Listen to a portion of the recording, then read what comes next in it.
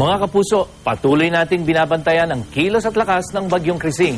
Sa ngayon, nakataas ang signal number 1 sa mga probinsya ng Davao del Norte, Davao del Sur, kabilang na po ang Samal Island, dyan sa Davao Oriental, Compostela Valley, timog na bahagi ng Surigao del Sur, Agusan del Sur, dyan po sa Bukidnon, Lanao del Norte at Lanao del Sur, North Cotabato, Maguindanao, Sultan Kudarat, South Cotabato, dyan po sa Sarangani, Misamis Occidental, Zamboanga del Norte, Zamboanga del Sur at Zamboanga Sibugay.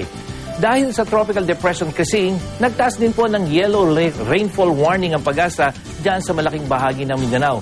Ibig sabihin, malalakas na ulan ang inaasahang bubuhos dyan ngayong umaga. Nakataas ang yellow rainfall advisory sa mga rehiyon ng Caraga, Davao, ARMM, Northern Mindanao at sa mga probinsya ng North at South Cotabato, Sarangani, General Santos at Sultan Kudarat. Huling namataan ng sentro ng Bagyong Krising 310 kilometers dyan po sa may silangan ng General Santos City. May lakas itong aabot ng 45 kilometers per hour at kumikilos pa west-northwest sa bilis na 22 kilometers per hour.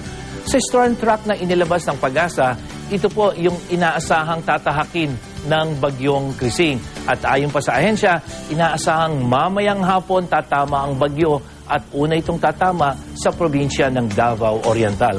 Sa datos ng Weather Central, makikita po yung lawak at dami ng ulang inaasahang ibabagsak ng bagyo ngayong araw dyan sa Mindanao.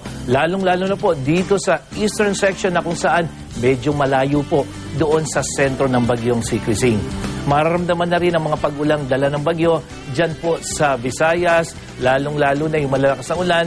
Dito po maranasan sa timog at silangang bahagi ng Visayas.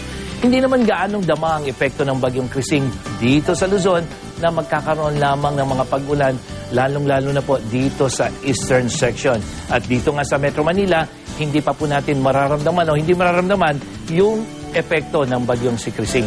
Nagtaas naman ang Pag-asa ng gale warning para sa northern at eastern seaboards ng Luzon, gayon din po sa eastern seaboards ng Visayas at Mindanao. At dito nga po sa wave map ng Weather Central ay posibleng umabot po na mahigit 3 metro ang taas ng alon dyan. Kaya sa mga maglalayag, hanggat maaari ay iwasan muna pong pumalaot dyan sa mga baybaying ating binanggit. At para sa iba pang detalye, bisitahin ang GMA Weather webpage at Facebook page.